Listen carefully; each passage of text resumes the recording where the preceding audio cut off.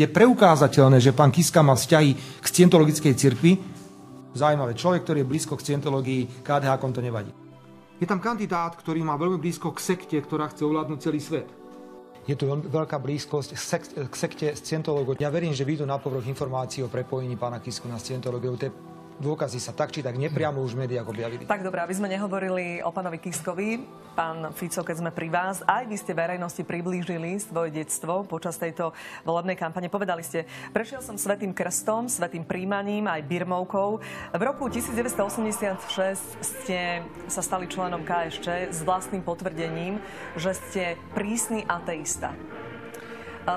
Dovolte otázku. Ste teda ateista alebo kresťan katolík? Ak dovolíte, pokiaľ ide o otázku viery, to považujem za súkromnú vec a ja sa nebudem spovedať pred nikým, či verím Boha alebo neverím Boha. Tak čo je pán Kiska? Je buddhista, alebo je blízko židovskej viery, alebo je scientológ?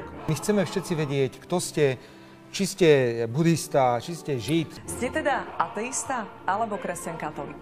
Ak dovolíte, pokiaľ ide o otázku viery, to považujem za súkromnú vec a ja sa nebudem spovedať pred nikým, či verím Boha alebo neverím Boha. My chceme všetci vedieť, kto ste, či ste buddhista, či ste žid. Teda ateista alebo kresťan? Ste buddhista, či ste žid. Pokiaľ ide o otázku viery, to považujem za súkromnú vec a ja sa nebudem spovedať pred nikým. My chceme všetci vedieť, kto ste. S náboženskou otázkou som vysporiadaný a zastávam prísne ateistické stanovisko.